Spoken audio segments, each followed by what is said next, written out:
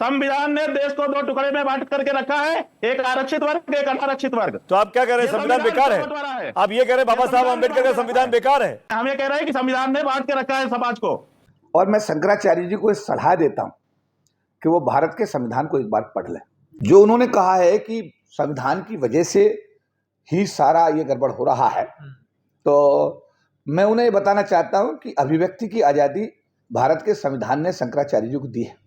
जो बार बार वो अपनी अभिव्यक्ति करते हैं, कई बार सरकार के खिलाफ भी बोलते हैं, कई बार मोदी जी के खिलाफ भी बोलते हैं, और आज के डेट में उन्होंने अनुसूचित जाति जनजाति समाज के खिलाफ बोलने का जो सिलसिला शुरू किया है, मेरी उनको एक राय है कि समाज के साथ वो टकराव ना लें, बल्कि संविधान का अध्ययन करें, संविधान के प्रावधानों को एक बार पढ़ लें और पढ़ने के बाद कोई टिप्पणी करें। और ऐसी किसी टिप्पणी से जिससे देश का माहौल खराब हो, जिससे देश की 1/4 आबादी अनुसूचित जाति जनजाति और ओबीसी को मिलाता हूं तो 85% की आबादी अगर उनके खिलाफ खड़ी हो गई तो उनको बहुत दिक्कत हो जाएगी। मैं इसे चेतावनी के रूप में नहीं, बल्कि मैं उनको सलाह के रूप में, क्योंकि वो एक धर्म विशेष के शंकराचार्य हैं और वो एक सम्मानित पद पर बैठे हुए हैं, तो मैं भी उनका सम्मान करते हुए बात कह रहा हूं कि ऐसे बड़े पद पर बैठे हुए आदमी को बड़प्पन दिखाना चाहिए, अपनी जिम्मेदारी को ओन करना चाहिए, संविधान को पढ़ना चाहिए और संविधान पढ़ करके किसी भी ऐसी टिप्पणी से जिससे किसी समाज विशेष की, भारत की 1/4 आबादी की भावना या 85% आबादी SC ST OBC की जो उसकी भावना आहत हो, ऐसे बयानों को देने से बचना चाहिए। मैं कहना चाहता हूँ शंकराचार्य जी को, भारत के संविधान ने समानता का अवसर सबको दिया है, सबको अभिव्यक्ति की आज़ादी दी है। संविधान की जो मूल भावना है, उस मूल भावना में पूरे देश के एक एक नागरिक के हितों को संरक्षित करने का उसमें सफलतम प्रयास किया गया है। तो यहाँ तक उन्होंने कहा देश के सबसे गरीब तबके, जिसको अनुसूचित जाति जनजाति कहा जाता है, उसको देश की राष्ट्र की मूल धारा में लाने के लिए जो आरक्षण का प्रावधान किया गया है, क्योंकि जाति के आधार पर उनको प्रताड़ित किया गया है, SC ST समाज के लोगों को स्कूल नहीं जाने दिया गया। इवन डॉक्टर अम्बेडकर को भी सड़क की ट्यूबलाइट में बैठ करके पढ़ना पड़ा, उनको भी एक स्कूल में अलग बिठाया जाता था, डॉक्टर अम्बेडकर जैसे व्यक्तित्व को भी। तो जब इस देश का छुआछात, अनटचेबिलिटी जो एक क्राइम है और उससे संविधान में उसको अनटचेबिलिटी के बारे में एक बाकायदा एक्ट बनाया गया, इसको SC ST एट्रोसिटी एक्ट कहा गया है। मेरे हिसाब से तो Shankaracharya ji SC ST atrocity act के दायरे में आते हैं। उनके इस बयान पर SC ST एट्रोसिटी एक्ट के तहत उनके खिलाफ मुकदमा संभव है।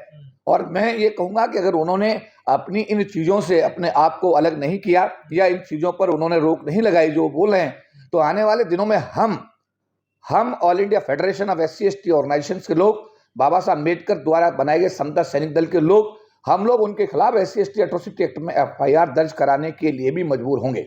सर, इससे पहले भी एक बयान इन्होंने दिया था, उसमें ये कहा था कि वर्ण व्यवस्था को अगर हटा दिया जाए तो हिंदू धर्म का अस्तित्व खत्म हो जाता है। सवाल ये है कि 75 साल संविधान लागू हुए हो गए, उसके बावजूद भी इन लोगों के दिमाग से मनुस्मृति नहीं निकल रही है। क्या ये कैसा समाज अभी भी ये जो है वो देखना चाहते हैं? भारत के नहीं, दुनिया के सबसे योग्य व्यक्ति आज भी सर्वे में भारत में जन्मे और दुनिया के पटल पर जब सर्वे हुआ तो दुनिया का सबसे योग्य व्यक्ति आज भी डॉक्टर परम पूज्य बाबा साहब डॉक्टर भीमराव अम्बेडकर ही साबित हुए। और डॉक्टर भीमराव अम्बेडकर ने अपने जीवन में कुछ निर्णय लिए, उन्होंने मनुस्मृति को उन्होंने दहन करने का फैसला किया। और जो लोग मनुस्मृति पर अपनी बातचीत रखते हैं या मनुस्मृति को आधार मान करके बात कहते हैं, तो मैं कहूँगा कि चारों वर्ण व्यवस्थाएं भारत के संविधान में प्रतिबंधित हैं। अनटचेबिलिटी भारत के संविधान में प्रतिबंधित है। अगर कोई संविधान का उल्लंघन कर रहा है तो माननीय शंकराचार्य जी कर रहे हैं, और मुकदमा किसी पे दर्ज होना चाहिए तो शंकराचार्य जी पे होना चाहिए। वो भारत के नागरिक हैं, भारत के संविधान के तहत उनका कार्यशैली जो है उनको अंजाम देना चाहिए। और भारत में रह करके भारत के संविधान के प्रदत्त प्रावधानों के खिलाफ वो बोल रहे हैं। अब तो 4 वर्णों की बात करते हैं, वो कहते हैं ब्राह्मण ही पूजा करेगा। क्यों ब्राह्मण पूजा करेगा? ब्राह्मण ने ठेका ले रखा है क्या? क्यों नहीं एक यादव पूजा कर सकता है? क्यों नहीं हमारा भंते जो बौद्ध धर्म का मानने वाला वो क्यों नहीं कर सकता है? क्यों नहीं कोई मुस्लिम कर सकता है? क्या किसी एक धर्म विशेष के लोगों ने ठेका ले रखा है? No, not at all. Bharat का संविधान सबको बराबर का अधिकार देता है। शंकराचार्य जी, मैं आपको कहना चाहता हूं, संविधान को पढ़िए और ऐसे वक्तव्य देने से बचिए जिससे देश का माहौल खराब हो जाए। 4 वर्ण व्यवस्थाएं संविधान में खत्म है, सब नागरिक बराबर हैं, सबको वोट ऑफ राइट बराबर है, सबके लिए अपॉर्चुनिटी बराबर की गई है, जिससे कि इस देश में समानता हो। और ऐसे बयान दे करके देश का माहौल खराब शंकराचार्य जी अगर आप करते हैं तो आने वाले दिनों में ये मुझे लगता है कि आप अपने भारत जैसे राष्ट्र के लिए चुनौती पैदा कर रहे हैं। एक और कथावाचक हैं अनिरुद्धाचार्य, उनका एक वीडियो बड़ा वायरल हो रहा है। वो कह रहे हैं कि 25 साल की उम्र में लड़की की जब शादी होती है तो वो न जाने कहाँ कहाँ मुंह मार के आती है। मतलब कि वो लड़कियों के कैरेक्टर पे सवाल खड़े कर रहे हैं जो लड़कियां शादी नहीं कर रही हैं। आखिर ये अगर समाज की बेटियों के बारे में कोई धर्म का ठेकेदार ऐसी टिप्पणी करता है, क्योंकि ये जाति विशेष के लोगों के लिए नहीं है, ये भारत की आम जो हमारी बेटियां हैं उनके विषय में ये बात कही गई है, उनके चरित्र के बारे में ये बात कही गई है। ये बहुत ही मैं कहूंगा कि निंदनीय कार्य श्रीमान जी ने उन्होंने किया है और ऐसा करने का उनके पास कोई सर्टिफिकेट तो है नहीं। अगर उन्होंने ऐसा जो आप कह रहे हैं जो उन्होंने बोला है, निश्चित रूप से ये बहुत ही घृणात्मक उन्होंने जो बातें कही हैं, जो बात मैं कहूँ अपमानजनक हमारी बेटियों के मतलब उन्होंने हमारी जो समाज की बेटियां हैं, भारत समाज की जो बेटी हैं, उनके चरित्र पर ही सवाल उठा दिया।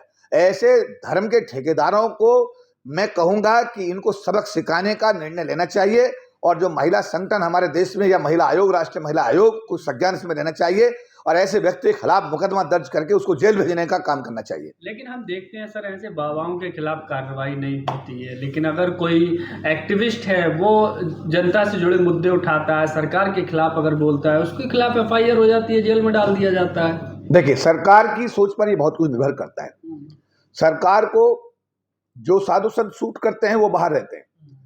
सरकार को जो साधु संत सूट नहीं करते हैं, आसाराम बापू और उनका बेटा जब तक सूट करता रहा बाहर रहा। और मैं कहता हूं, मैंने मोदी जी को उनके पैर छूते, अटल बिहारी वाजपेयी को उनके पैर छूते पूरे सोशल मीडिया पे देखा गया। मंच पर जाते थे और उनके मंच पर बैठते थे, उनके पैर छूते थे, उनके साथ बैठते थे, लेकिन आज वो जेल के अंदर है। ऐसे ही राम रहीम जो हरियाणा में, वो आज कभी जेल में, जब उनकी जरूरत होती है जेल से बाहर निकाल दिया जाता है, पैरोल दे दी जाती है चुनाव का फायदा लेने के लिए, फिर वो जेल भेज दिए जाते हैं। इसी तरीके से और बहुत सारे साधु संत हैं जिनका आना जाना जेल में अंदर बाहर लगा रहता है।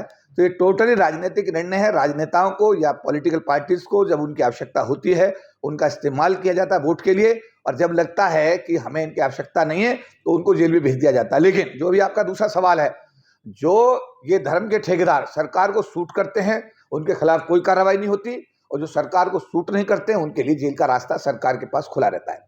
इसीलिए जो अभी आपने कहा है कि ये ऐसा नहीं होना चाहिए, सरकार को संवैधानिक जो प्रावधान है, जो संविधान में जो प्रावधान दिए गए हैं उनके तहत अगर कहीं कोई दोषी है तो उस दोषी के खिलाफ एक समान मतलब दृष्टिकोण रखते हुए हमें कार्रवाई करनी चाहिए। ऐसा नहीं है कि जो मुझे सूट करता है चाहे वो मर्डर कर दे तो भी ठीक है। अब जैसे पिछले दिनों देखा गया, बहुत सारे सोशल मीडिया पर हम देखते हैं, कल तक जो लोग बेईमान थे, जिनके खिलाफ भ्रष्टाचार के आरोप थे, जिनके खिलाफ चार्जशीट थी, CBI की जांच थी, ED की जांच थी, किसी पर प्रधानमंत्री जी को हमने बोलते हुए देखा कि इसने इतने 1000 करोड़ का घोटाला किया है। अगर हम महाराष्ट्र की बात करें, जो डिप्टी CM है आज की डेट के अंदर, उन पर छगन भुजबल जी, और जो वर्तमान में भी अजीत पवार साहब या हेमंत शर्मा साहब, ये वो सब लोग हैं जिनके बारे में प्रधानमंत्री जी ने, बीजेपी के अन्य नेताओं ने बहुत कुछ बोला कि ये लोग, इन पर ये है, इनको जेल जाना है, इनके खिलाफ ये करप्शन के चार्जेज हैं, CBI जांच रही है। जैसे वो बीजेपी के पास आ जाते हैं, बीजेपी के समझ में आ जाते हैं, पता नहीं क्या फिल्टर है, हमें भी समझ में नहीं आया कि वो सब नेता बिल्कुल ईमानदार हो जाते हैं, उनकी CBI की जांच भी खत्म हो जाती है, ED की जांच भी खत्म हो जाती है। तो ये जो कुछ है ये किसी के हक में जा रहा हो, लेकिन मैं कहूँगा मेरा राष्ट्र है, भारत राष्ट्र, जिसका मैं नागरिक हूँ, ये भारत राष्ट्र के हक में बिल्कुल भी नहीं है, बिल्कुल भी नहीं है, बिल्कुल भी नहीं है।